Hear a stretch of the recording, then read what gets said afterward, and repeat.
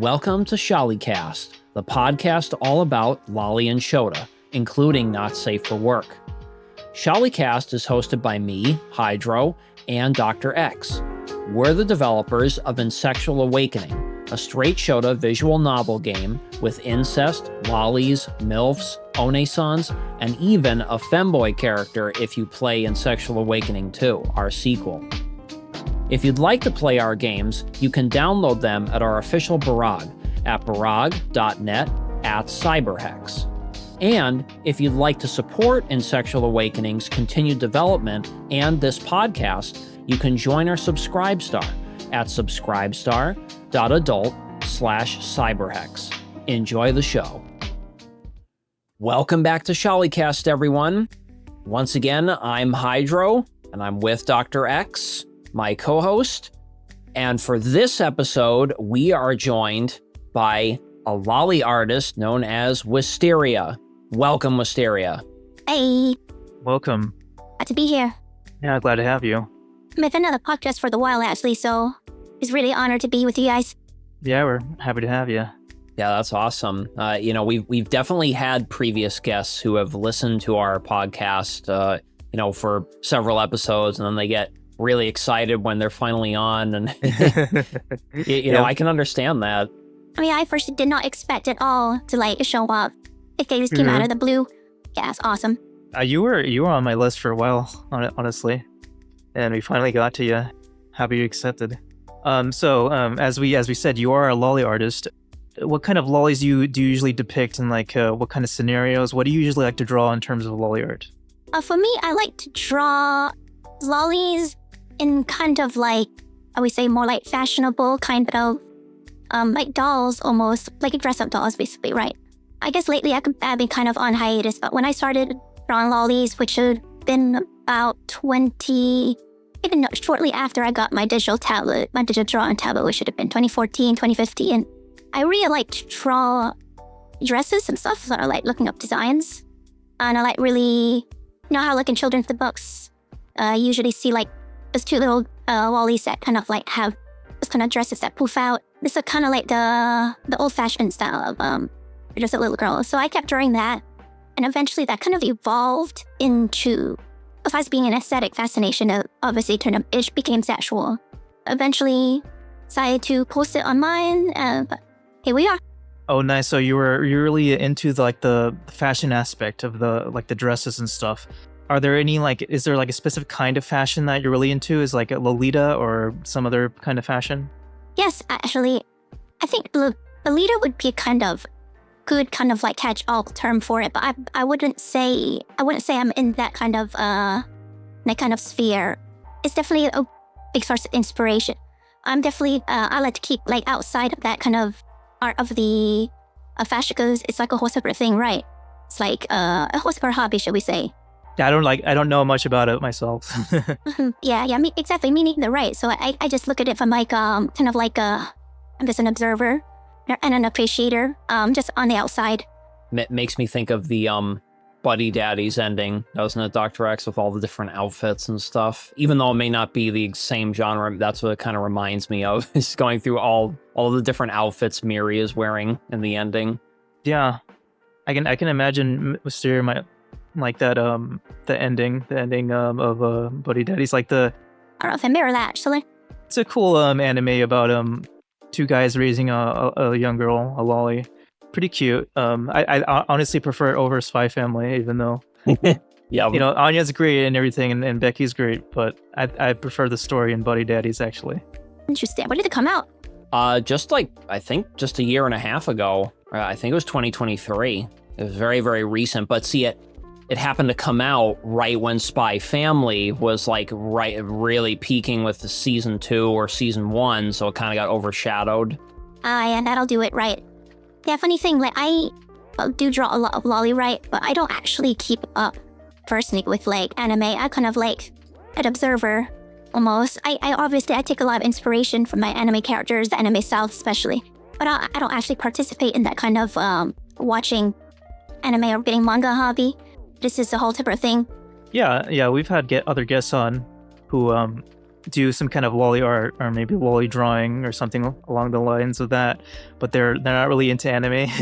So yeah, we've got all sorts of people on the podcast. Yeah, I do actually watch some of it, actually. It's just not necessarily related. I don't usually necessarily use that to like influence my art.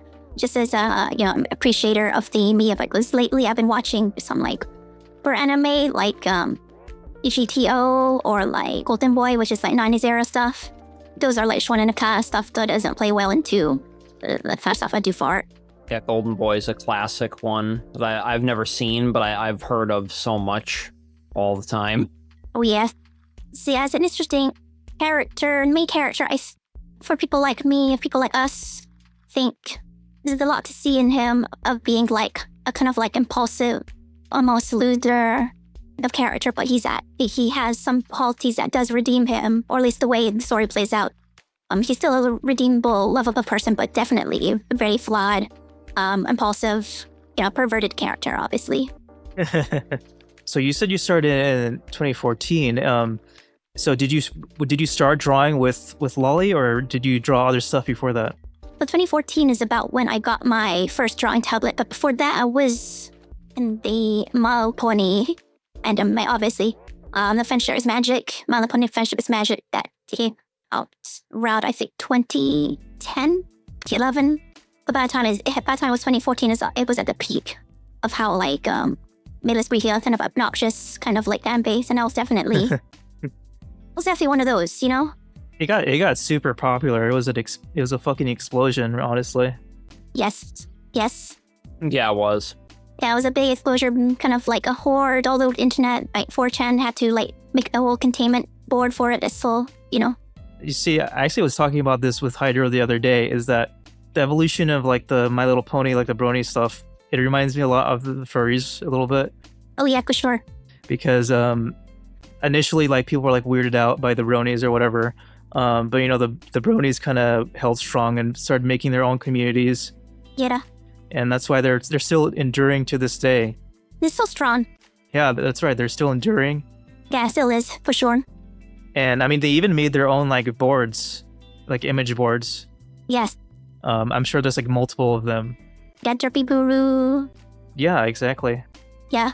I used to be really active on Derpy Buru. So like 2014, yeah, I got my tablet around the time. And before that, I was just drawing on paper and scanning it. Now I'd post it to Derpy Buru as myself. Because usually these Burus, right, presumably are like just an appreciator that's collecting it from other sources like DeviantArt or Tumblr, uploading it to Derpy Buru. I was one of the people who uploaded their own art to Derpy Buru, anonymously actually, just for funsies. In 2014, got a tablet, started getting to like drawing all these and like girls, humans. At first it started or as a way to like improve my art, because I saw the tablet as a way to like make it easier to like practice drawing really fast, without having to like control Z all the time on the paper. So I started drawing human anatomy, and then started drawing dresses, and then eventually started like getting into cute dresses, and that kind of snowballed. Lolly artist pipeline. You get interested in the cute dresses, and then the lollies, and then the porn. Yeah, then it starts becoming a bit perverted. The gaze starts turning into parental kind of like protective instinct days. It starts becoming, devil's wires crosses, some people might say, right? So your name Wysteria comes from a pony you like? Yes, that is correct. Yeah, that is correct. Wysteria, Princess Wysteria. That character actually predates My Little Pony Friendship is Magic by, probably like 3 years only. It was not a very well-regarded era, preceding 1, 2. That was in Gen 3. My Little Pony Friendship is Magic would be about Generation 4. But my fascination with the MLP started to Gen 3, just as a kind of, it was a cartoon that they can watch on the television, so just watch it. And I grew up, I want to say limited access to cartoons, but I did not have TV in home, so I had to get stuff recorded on somewhere else, and I brought back to the home to watch it. And one of those, that I happened to have was My Little Pony. So you gave it a try and you liked it? Yeah, but yeah, so I didn't actually like that era that much, but when Just Magic dropped, it was just natural to get really into that era, especially the Folka hype surrounding fandom. I made my own OCs, a bunch of people on Tumblr and DeviantArt, but I never actually posted. Did I post? I think I did. I think I did post a DeviantArt. I was very active there just occasionally. So is Wysteria your favorite pony? The first pony I remember, my earliest memory of MLP character. Definitely one of the main characters, one of the Generation 3 MLP stories. That's my favorite one. I like Chua. You watch over and over again. The kid back in those days. Do you have a favorite Friendship is Magic pony? Oh yeah, I would say favorite Magic pony would be Twilight from the main 6, Celestia for the princesses, Sooty Belle from the G-Bart Crusaders, Trixie as a villain. Oh, those are good choices, yeah. Definitely some cute ponies. Hydra, what's your favorite pony? You guys have favorite ponies. Oh, shit. I think I always liked Apple Bottom Jack, as I call her. Yeah, oh yeah. It's a good one also.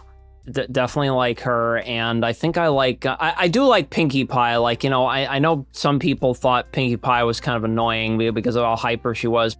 Kind of extra, some people, right? Extra for some people. But I remember, like, Dr. X once told me, he was just like, you know what, like, if any of the ponies, like, if you had sex with them, like, Pinkie Pie would be the one who would actually be very enthusiastic about it. I'm like, oh yeah, you're right. So, well, then Pinkie Pie's going up on my list then. Pinkie Pie would be down to fuck, and you just know it. Oh yeah, for sure. Yes. I find out how that works is, like, back in those days, I was also, like, really into, like, the sexual part. Didn't really start with the Lois, but I was sexually attracted to the ponies also. So that's kind of like my first kind of, like, shall we say, teacher to sexual function, I suppose. I like reading, like, clonfics. The sound that ponies make when they masquerade. Oh yeah, that's why they call it clonfics, yeah. Yeah, exactly. Kind of a harsh sound for masturbating, though. I mean, masturbating a little too hard if you're making that kind of sound. Yeah, damn. Yeah, it doesn't make sense at all. I think I always liked Rarity the most, and the reason for that is that she felt like the most complex character, one of the more complex characters. Yes. In terms of sex, Rarity top for me, or second. Yeah. In terms of sexiness, yeah, I think Rarity's still up there. Yeah. If the dress isn't you. Now, I tried to remember who Rarity was, and now that I see her, yeah, I did always like her, and I liked Twilight, or I think as well. It was the pony that had the really cool, like, dark, like, purplish, like, veil, like, mane and stuff. I'm pretty sure that was Twilight. I think. Is that Luna? It might be Luna. I don't know every single one by heart. You know them by, like, the vibes and the looks, right? I'm the same way for that in terms of, like, all the, like, the anime and, like, the mobile game characters. On my Barag, for example, I boost a lot of, like porn of those characters, but I don't actually know who the hell they are. Like vibes. Yeah, I just like thoughts. I can recognize them by the size, but I have no idea what the names are. I think one of the big reasons why, like, people started getting into the porn of the pony characters is just that Friendship is Magic was just such a big upgrade in, like, every way as a show. Oh yeah. Like better characters, better character design, more expressiveness, better animation. Yeah, the person behind the show, right, is Lauren Faust, the person who worked on Powerpuff Girls. So that's definitely, like, a lot of talent there behind it, which is why I think it was a big upgrade. Yeah, she was a great choice for the show, and people noticed that the show was good enough that even people outside of the tar demographic, so that would be like men, adult men, are starting to get into it. Yes. And when that happens, it's only a matter of time before porn happens. I mean, I'm sure there's like a million, like, games or stories of, like, it's basically isekais where it's like, oh, I'm a human male adult man, and I get isekai'd into the pony world, and then one way or another I start fucking them. Yep. Yeah, I think those famous games like that. I mean, there's different genres, right? There's that one, the side-scroll ones they banned from Equestria, and then the other one, that's the game, right? The porn game. I don't know if you guys know that one. It's a very famous MLP porn game where he essentially, like, a guy gets transported into Ponyville and has, like, a page with all the whole cast. Yeah, I've heard of that one. Yes. I did play one. I think it was by Studio Y. I played one by Studio Y. Yeah, it's not finished yet. Yeah, I enjoyed it. I think it's well done. Yeah, the safe word. Now the variation that's like something like my old Dashi, which is like kind of reverse isekai, like Dash, is transported to our world. It didn't us, the human, takes care of them. That's a paternal instinct working over there. What do you think about the pony like tits, like on the underside of their body? What do you think of that? Now the teats, right? I'm not a fan. Even back then, I was not a fan. I understood the appeal, but I'm not a fan. I agree. Yeah, I'm the same. It's not a fan. It's funny how the words. Like, I don't like those parts, but I do like the anatomically wrecked whole nut, the pussy, Yeah. That's fine. Yeah. the horse cock. I like them. Yeah. Those are permissible, but the teats are just a bit too far, a bit too extra for me. Yeah, I agree with that. Of course, if someone likes it, no problem. Personally, for me, it doesn't really work for me. I think it doesn't really match what I want. It's funny, I talk about like those preferences back in the day, but I don't actually. It doesn't get me going the same way anymore. That kind of thing. Like horse cock, horse pussy. That was more, yeah, just the MLP days, just a peak. I'm all in, like Olicon. That's my preferred device these days. You know, you can only have one device. This is it. This is the one I've decided to settle on for the rest of my days. Yeah, makes sense. Good advice to have. Yep, and yes, indeed. Yes, indeed. Yeah. I remember when Hot Diggity Demon like made his MLP like parody things, Yeah, I remember that. which he even said that he hated My Little Pony Friendship is Magic, but ironically, when he made those animations of them, you know, getting the shit beat out of them and like doing all these weird like things, the My Little Pony fandom actually like latched onto it and really liked it. And he's just like, God damn it. So it's like this was not the intended effect. I was supposed to be. I'm mocking your show, and you. Yeah. So I thought that because I remember watching that, and that was pretty like much most of my exposure of the show was his parody stuff. Yeah. It was, I think, yeah, that had the opposite intended effect, you know, that actually, like, everyone loved it, and, like, it definitely attracted more people into the show. Yeah, I mean, because like MLP fans, like Friendship Magic, they love making fun of it. They love the Yeah. comedy and the parodies and everything. Like they don't take it so seriously that they're gonna, you know, I mean, at least most of them are not. They're not gonna freak out if someone has like a kind of raunchy parody like the Hot Diggity Demons ones. I mean, I thought they were funny. Yeah. Thought it was great, yeah. Those were days, man. Just getting nostalgic about that area, but that was a whole different time. Like, I got drama back in the day, weird stuff. I talked about, like, me posting to, like, Derby Buru, the main Buru for the MLP back in the day. Yeah. Like, besides the whole thing about, like, me getting my digital tablet and getting into all the fun, like, part of the reason why I'm not in that fandom anymore is actually has to do with Derby Buru. The time was ostensibly, you know, the go-to archive for all art that the fandom produced. I think around 2015 or 2016, they had a new policy for the content accruals that banned Lolicon, right? Yeah. Even at that time, I was a fan, right? Even at that time, I was a fan. That really, when they decided to ban Lolicon, like, it made me really upset. I made Derby Guru. That was my fire hose the content from the event. Like, Yeah. that basically destroyed a lot of the people I was following.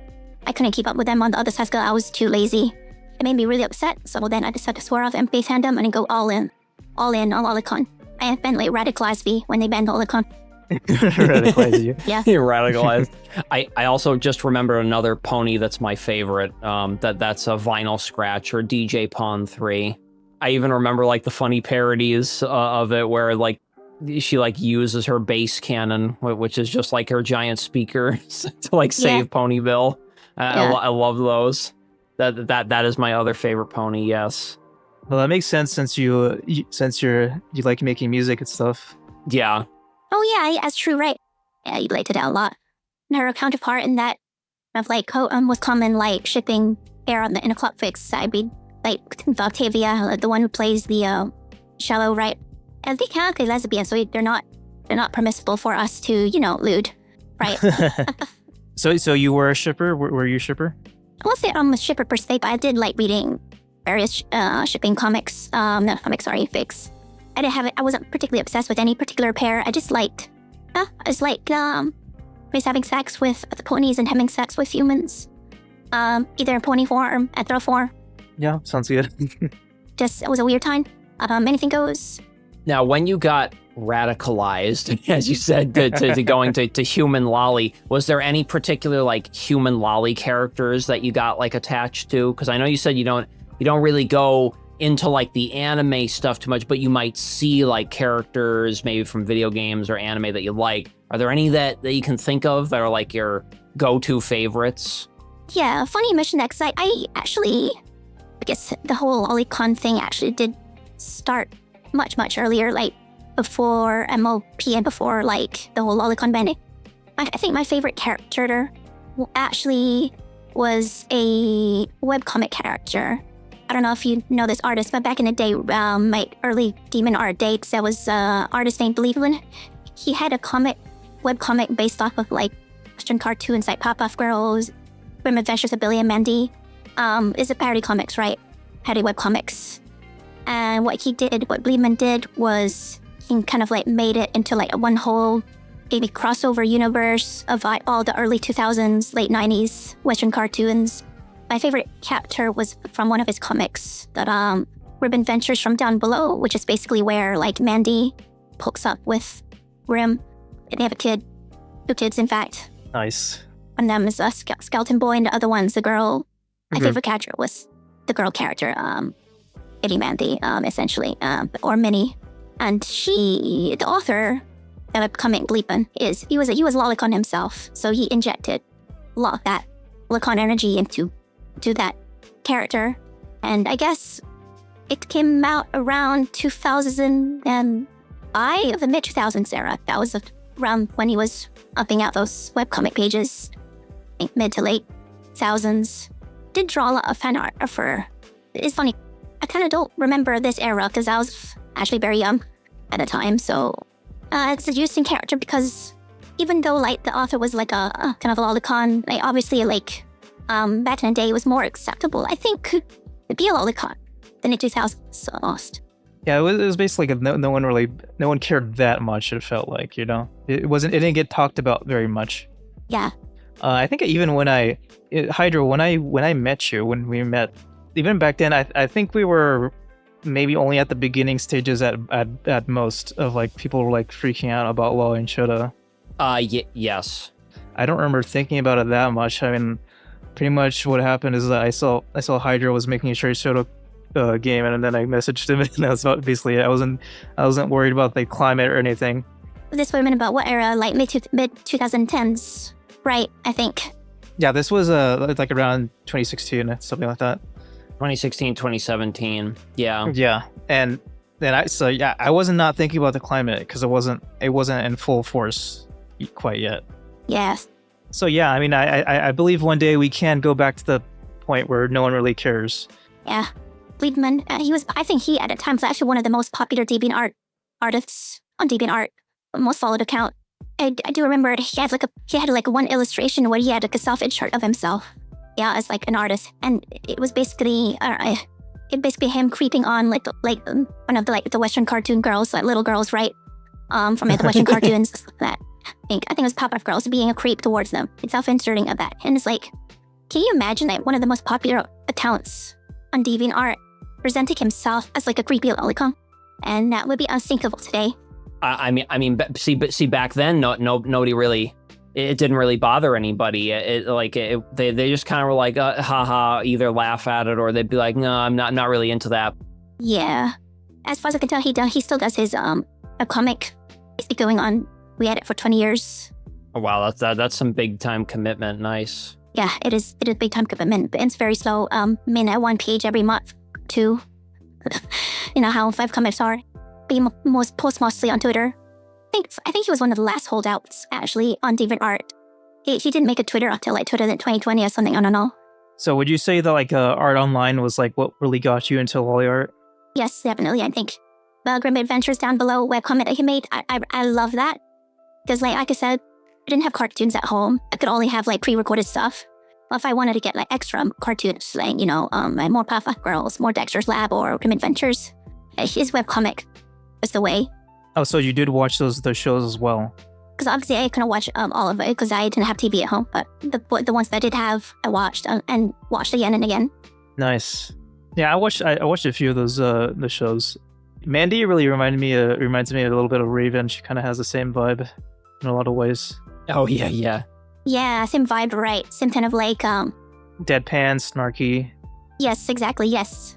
And you know, like even setting aside the lolly thing, it doesn't surprise me that people get attracted to those characters or like those characters a lot because they have personality traits that are interesting to people. Yes, I think sometimes when people like, I don't know, freak out about someone liking a young character sexually, they're kind of focusing too much on the youthness. on age, right? Yeah. This time when we were younger, when we were interested in these characters, right? Like Gwen from Ben 10, for example, or like Raven, right? Like we were in their age when we first got attracted. Yeah, a lot of the time it is like that. And you know, the only thing is that with us in the shonen lolly community, it's often that we didn't lose interest in them as we got older, right? Yeah, exactly. But we can obviously as adults we can also get into those lolly and shoujo characters, even if we hadn't like seen them in our youth. Yeah. But yeah, it's like those characters, like we can appreciate them even aside from the lolly and shoujo stuff. So it's like it's not the only reason we necessarily like those characters, right? Yep. Yeah, I noticed like Gwen and Raven on Twitter, especially. I actually don't have Twitter. I don't use Twitter at all. I never use Twitter much, even though I have an account in there. Good choice, honestly. But I noticed that once they cut the blind spot of those characters, right? On Twitter is always permissible. It's always okay. Almost okay. Like, because everyone's like in that mode of mind where like, oh yeah, I love her when I was younger. I still like her. It's okay. Yeah, it's just like maybe Raven's canonically 16 or whatever, but you just bump her up to 18 basically. Again, I jail free word. Right. So it can be very selective, right? Yep. Yeah, it's pretty weird.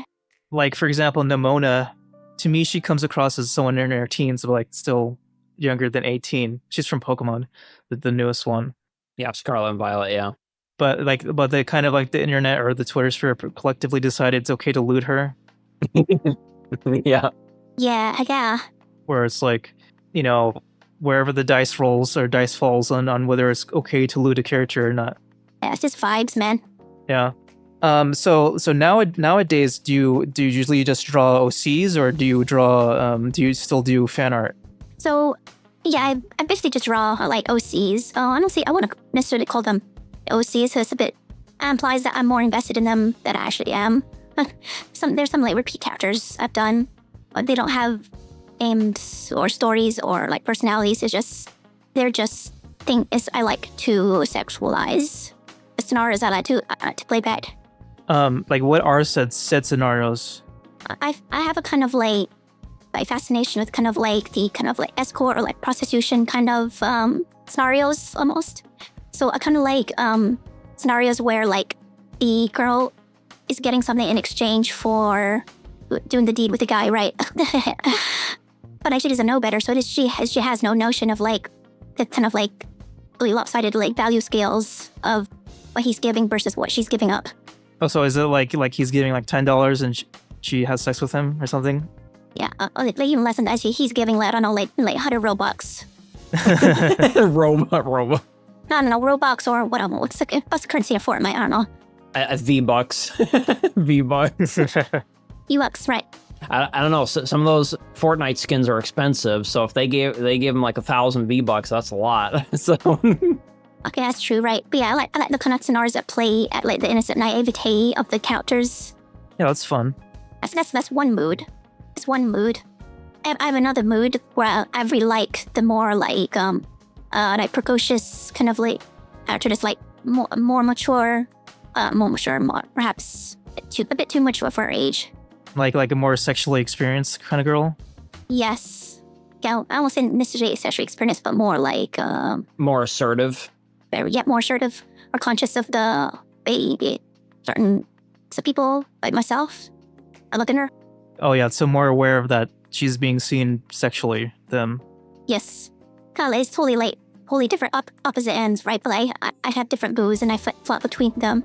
I know if it's kind of difficult. That's why I don't really like putting into words what I'm interested in, because like it varies a lot with the types. Well, I'm actually pretty vanilla as considered, I think. Yeah, it is kind of interesting.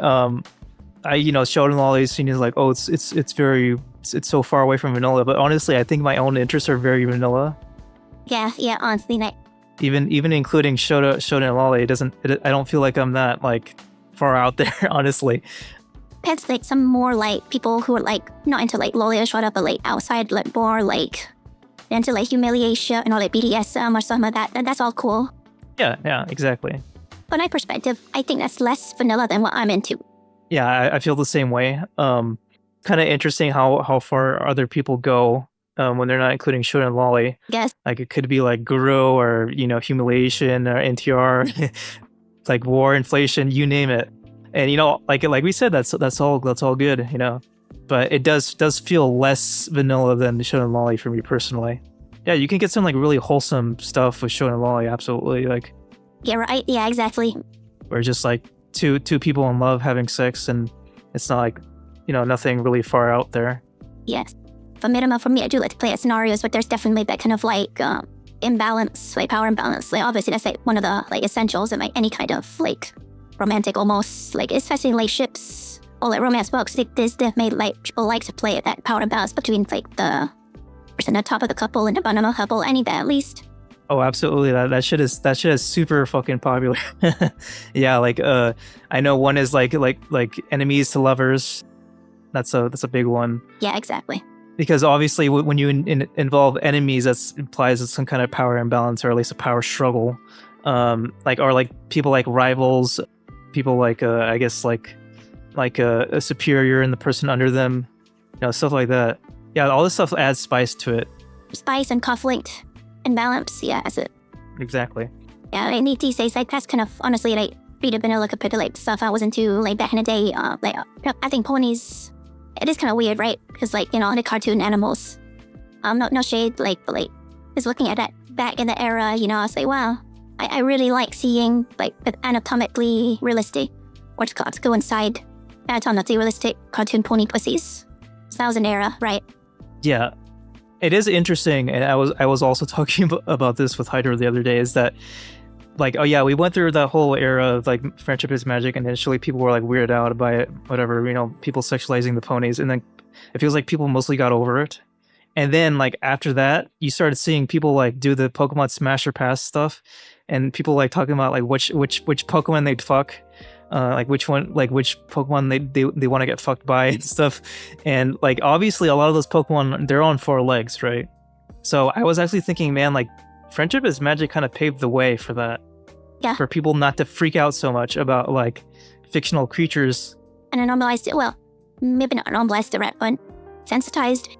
Maybe not normalized, but like kind of like, yeah, desensitized you could say. Are people like, it's not really a big deal. They don't actually exist. Is that the weirdest thing we've seen today? No, it's not. I think that's cool. I think it's cool because it's like added more acceptance. Like it's more acceptable now to say like, yeah, I'd fuck Charizard and stuff like that. And I think that's cool. And I think one day we'll also get with that with Lola and Shota. I don't know. Vibes have been like really sliding last decade. I understand. People have concerns about. I'm not discounting that, but kind of work we do, we have to believe in things being able to get better.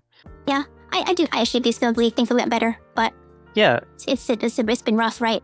Yeah, I know we don't know the exact timeline, and I do like to point out, remind people that in the past it wasn't seen as such a big deal. If it was possible back then, I mean, we're all still humans. It's still the Homo sapiens race, right? Yep. We didn't evolve into a different species. Like if we did it before, we can do it again, right? We don't, freak out about it. Hopefully, slowly, common sense will definitely prevail in the end. But yeah, some of us can't wait, but it's definitely a struggle. I remember, I was doing research the other day, and there was this study done by a big medical institution in, I think Denmark or whatever, and they were basically discussing a law on whether to ban Lolly or Shota or not. Specifically for Lolly and Shota? Well, specifically for, porn of fictional underage characters, basically. Okay, interesting. And so basically that medical institution came to the conclusion that those fictional depictions do not increase the chance for abuse, which I fully agree with and believe, because in the end, if people have that outlet, a fictional outlet that doesn't hurt anyone, it's gonna make people safer, right? Yeah. And I think if we do more research on it, and we accept the research and the findings, then we can that will help pave the way towards better attitudes towards this stuff. Yeah, for sure. I have faith in that happening, because the evidence is out there. The evidence is out there. The research is out there, and of course we could always use more research.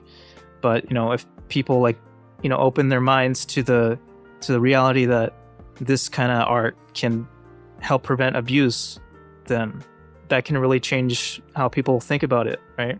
Yeah, I am actually so hopeful. I always consider I'm hopeful to get better in the future. We really want everyone to feel there's hope. It's not only like the vibe I want the podcast to give off, but it is my personal belief as well. But yeah, in any case, I love doing this podcast and having people on, because it really does help people, because people have contacted us or left a comment or whatever and said that the podcast has made their day. I'm glad. Yeah, because they want to feel like they're not alone and stuff. Yeah, made them feel more accepting of themselves too when they've been kind of in a challenging way. And it basically it's great that our podcast is kind of giving a voice to people too, to be able to kind of if they wanted to talk with someone about Lolly and Shota, but they couldn't, but they could listen to the podcast and be like, oh, this is great being able to hear about this stuff, talking with different guests and just Dr. X and myself. Yeah, feeling seen. Exactly. Feeling seen, being affirmed and stuff like that. There was one thing I wanted to ask you, Wysteria, is that, so you mentioned the kind of power imbalance thing with, do you like both, where the adult man is in power and also where the lolly's in power? Do you like both? I prefer the first scenario more. I do like some scenarios when it does involve the femdom kind of thing, right? Of polyam kind of thing. It kind of changes slowly the tides, It's like a mood thing. But that's a mood thing, right? So these days I'm on the first scenario more.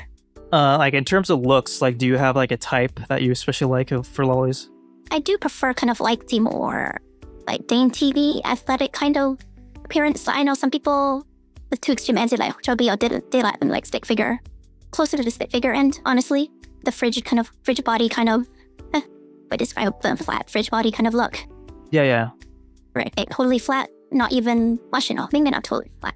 Just a little bit of a bump on the chest. A little bit. Some budding breasts, just budding stuff. It's a tiny bit. The tiniest bit. Mosquito bites. Admit that. It's always interesting to hear people's preferences on this stuff, because it can literally range. Some people might like them a little older, maybe around 12 or something. Some people might like them I don't know, not even budding breasts, totally flat. Yeah. For me, the age group, perhaps I guess would be maybe 6 to 8. It's peak for me. Oh, 6 to 8. Nice. Yes, I think. And that's understand. I don't like a bit younger, a bit older. 12, totally fine. 5, totally fine also. I don't have your art in front of me right now, so I can't check. But I do seem to recall you kind of did the pec. You do some of the pec muscles in the lollies. Yes, yeah. Like I said, I like athletic kind of not just athletic actually. It's a bit raw. I like gymnastics, kind of dancer type girls who are really good at ballets and that very slim and look. Right? Yeah, so kind of lean a little bit. Yeah. Yeah, I like that. I'm obsessed with that kind of figure, physique. Yeah, it looks great. And now I'm gonna look forward to looking at your art again once I have it in front of me. Yeah, I've been looking at some stuff lately. I guess what did I say? But I have not posted. I barely post anything. I'm on hiatus essentially, right?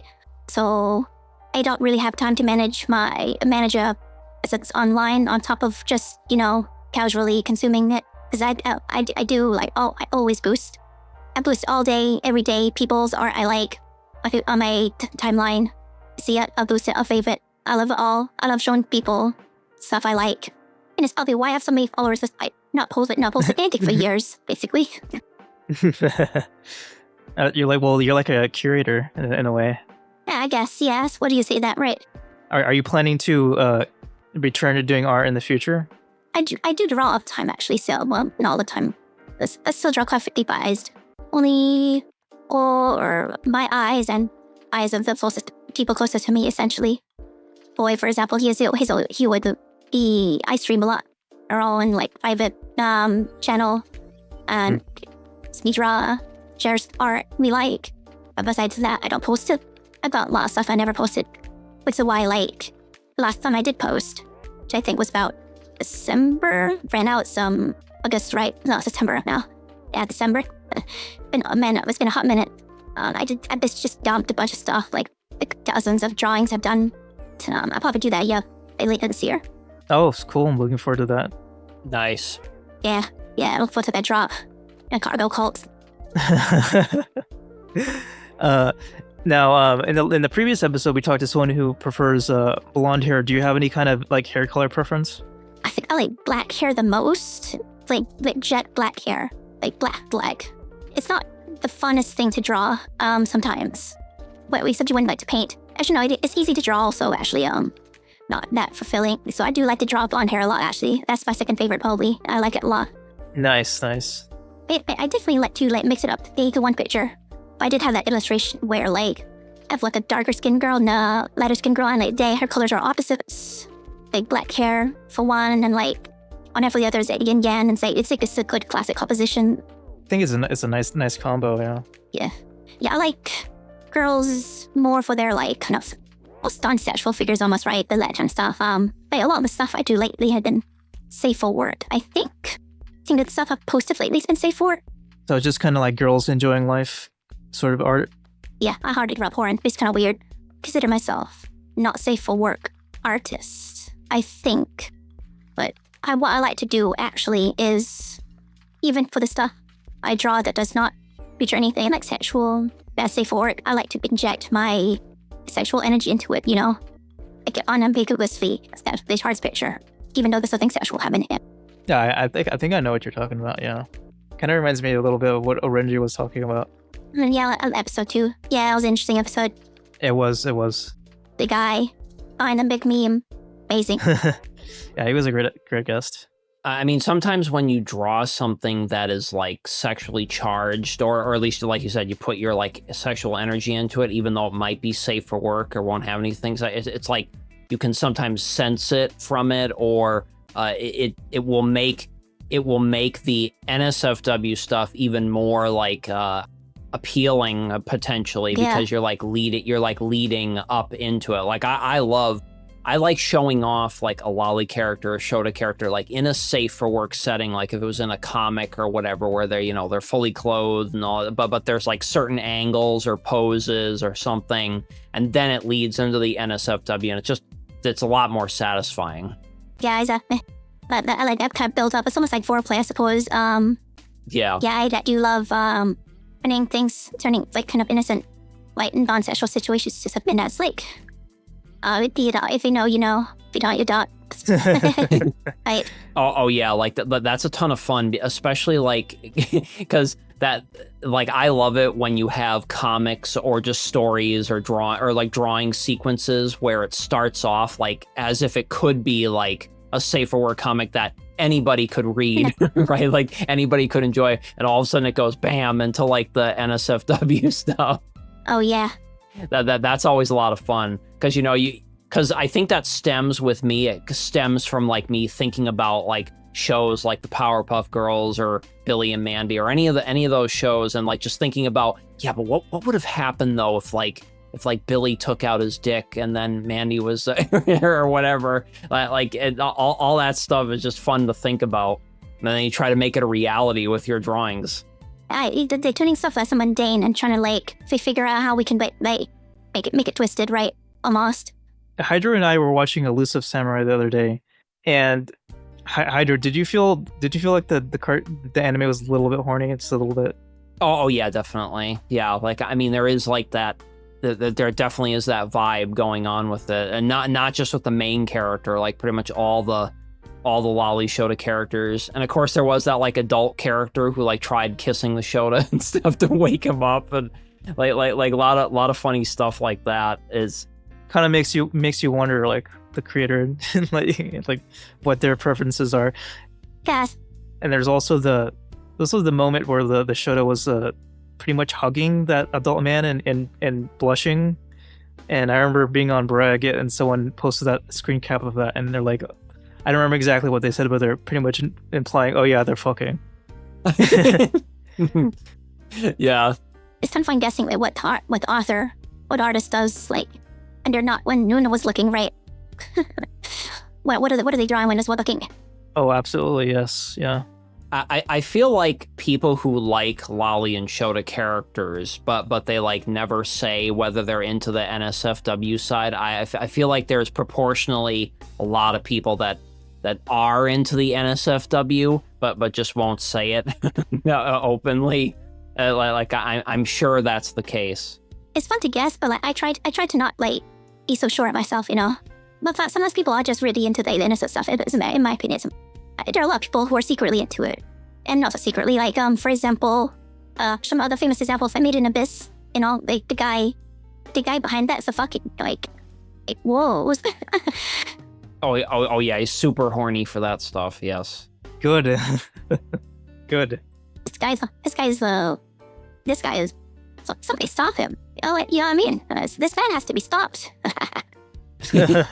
Well, I think Renji even mentioned being followed by him on Twitter. Yeah. He was pretty hyped when that happened. Yeah. Dude, only one thing to read. Yeah, that's one of those cases where like, yeah, in the work itself, there's very very obvious sense of it, and yeah, turns out totally, you got him. He's that. I'm totally lost how he gets away with it. Well, it's kind of like with Rebecca Sugar, right, in Steven Universe, where she like drew that Ed and Eddie porn and stuff way back, but it didn't affect her success at all. She still made Steven Universe. Oh yeah, too big to fail. Too big to fall. And you have to wonder if like she wanted to like do certain things in Steven Universe, but was just like, no, darn, I can't go that far. Yeah. God, that would have been great. But I think with creators like them, like if a creator is like really good at what they're doing, then people are more likely to overlook it. I feel like. Yeah, turn a blind eye. Because because I've had like normie friends who probably if you ask them they'd be against Law and Shota, but they still like Made in Abyss, even though Made in Abyss is kind of horny. Yeah, that's funny. I think it's really funny because like. It's pretty vanilla is considered, but like in terms of like how young the characters look and like how the current scenario is, he's good at what he does. I'm jealous. Yeah, it's like, and to me it feels like that's a little hint that we can like get people not to care so much about it. I think. Yeah, I've talked to my IRL friends a little bit, and depending on how you explain it to them, they can warm up a little bit on not freaking out about Law and Shota. Yeah, as far as I can tell. Author for Made in Abyss, he basically doesn't care what anyone thinks, right? He just does it. Good. Does he post on social media? Poppy uses Twitter, right? But does he actually like, pay attention to what the hell? I mean, he must if he followed Orenji. but yeah, you're right.